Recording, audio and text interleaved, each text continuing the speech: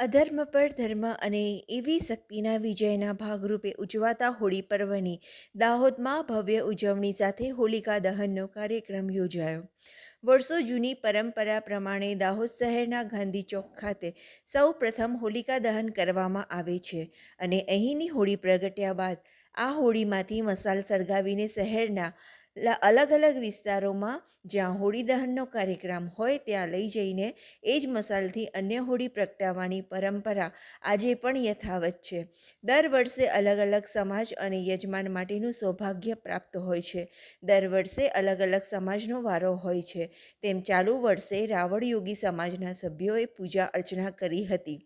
ભક્તિભાવપૂર્વક શહેરીજનોએ હોળીના દર્શન કરી પૂજા અર્ચના કરી પ્રદક્ષિણા કરી હતી અને અલગ અલગ વિસ્તારના લોકોએ હોળીમાંથી મસાલ સળગાવી અને પોતાના વિસ્તારની હોળી પ્રગટાવવા માટે દોટ મૂકી હતી. કલર અને ગુલાલ એકબીજાને લગાવી હોળી પર્વની એકબીજાને શુભેચ્છાઓ પાઠવી હતી.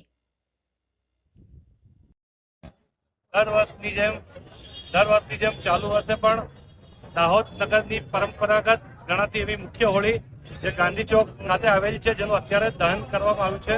આ હોળીની એક પરંપરા છે કે દર વર્ષે દાહોદ શહેરમાં વસતા અલગ અલગ સમાજના લોકોને આ હોળીના દીપ પૂજાપાઠ માટે યજમાન તરીકે બોલાવવામાં આવે છે.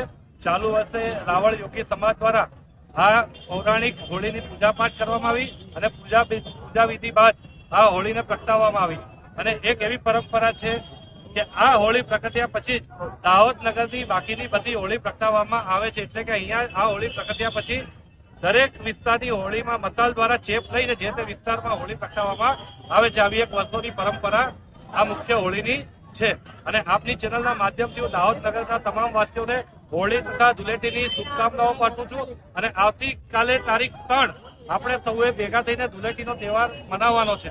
4 તારીખે સરકારી રજાઓ છે, પણ 4 તારીખે સૌને આહવાન છે કે વેપાર ધંધા ચાલુ રહે.